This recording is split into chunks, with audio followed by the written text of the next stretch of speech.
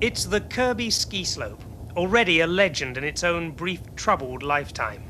The ski slope, which was built without planning permission, over a water main, on land the council didn't own. The ski slope that Nationwide first wondered at when my colleague James Hogg visited it on a skiing tour of the north. Surveying the dramatic sweep of the new slope towards the Fazakerley turnoff of the M57, James was the first to surmise, it's the wrong way round. Work originally began in November 1973. The ski slope was to be ready within 6 months. Now, 2 years later, it's never been skied on, and it never will be, because it's to be demolished, knocked down before it falls down. Since the cost of it has jumped from 90,000 to 140,000, the ratepayers of Kirkby must feel entitled to ask how it all started. And it started one lunchtime, in a pub just down the road. Dave Tempest, former leader of Kirkby Council, was there.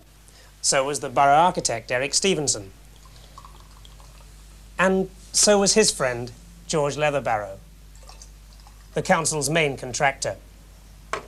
You can visualize the scene. I want a ski slope, said Dave. You design it, Eric, and you can build it, George. So they did. There were no tenders, no quotations, no paperwork at all. Until a year later when questions were asked. Then a piece of paper did appear. It was from George, confirming his price. £64,388. Cheers. The slope struggled up through delays and extra expenditure. They had to build an embankment to prevent the young skiers of Kirkby slaloming around the Fazakerley turnoff. They needed railings round the top of the mound to stop people falling off. But most of all, they needed to know about the bumps. The big bumps which kept bulging about the skiing surface. They spent £5,000 in vain attempts to de-bump it. We suggested last May what had possibly contributed to the bumps. Perhaps it had something to do with the material that the contractor, George Leatherbarrow, had built it with. George was being paid by the council to provide suitable material for the ski slope hill, so you could hardly go around charging other people to dump their own suitable rubbish there. No. George, who's characterized himself to our colleagues as a generous man, broadcast the good news instead in the Liverpool Echo. Free tip in Kirkby, he proclaimed. And they came in their hundreds, according to local lorry operator Alf Seddon. He dumped a couple of loads himself before he found his lorries wouldn't operate anymore up the steep sides of the rapidly growing mountain.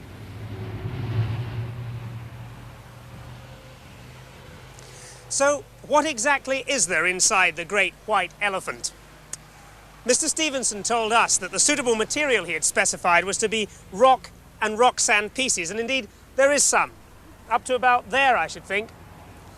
And what of the rest? Well, even a layman can recognize that here there's been a minor landslide, because the trees, which were once vertical, are now horizontal.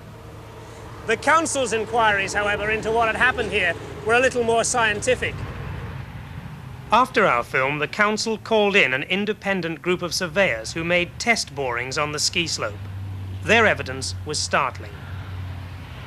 To quote from the surveyor's report, there is sand and there are sandstone pieces in here, but there's also what can only be described as a haphazard collection of builder's rubble. Wood, brick, ashes, clay, old bits of can, paper, everything, including this very notorious material, slag heap shale.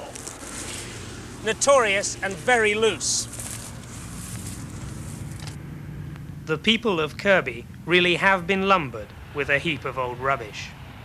Now, I'm wearing all this gear, the safety rope and so on, because I've read the rest of the surveyor's report, which says that there's already been some surface failure. And that means that bits and pieces have been falling off already.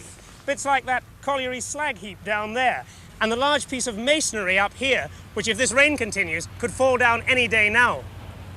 But there's more than that too. The surveyors have done some pretty complicated mathematics, which suggest that nowhere on these slopes do they fully measure up to the accepted safety factors. The slopes are too steep, steeper, for instance, than you're allowed to build a motorway embankment, and they're also made of material which is too loose. And all that means, in their own words, is that the slopes are potentially unstable and liable to fail in some manner, or fall down. I think you better haul me up, lads. If all that sounds a bit complicated, then this is simple. It's what we call a crack. While the surveyors were here working on the ski slope, they couldn't help noticing it. They didn't take any measurements, though, because they noticed it was widening all the time. So, how has this fiasco been allowed to happen? Where's all the paperwork, all the cross-checks? Well, as we've told you, there isn't any. But there is one letter, dated March 1973, from a ski slope expert to the then manager of the sports centre, Dick Lane. In it, he describes the ski slope scheme as suicidal. Yes, it is the wrong way round. For most of the day, and it's late now, the sun would be right into the eyes of the skiers. He says it's too high, too fast, and too near the motorway. And one other thing that most of us wouldn't consider. The crosswinds which sweep in so dramatically across that motorway so often disappear just as dramatically halfway down, and so indeed could the skiers themselves. The sports centre manager, Dick Lane, has told us that he sent a copy of that letter to Mr. Stevenson, the architect, but no action was taken. The people of Kirkby might have been saved a £140,000 bill for an amenity they never asked for, never wanted. And there's a lot of things that they do want. The money could have paid for youth clubs or old folks' homes. As it is, they've got a ski slope no one ever has, nor ever will, ski down. Except for one man, our own intrepid James Hogg. He alone has had the benefit of one brief flurry that cost £140,000. I needed that.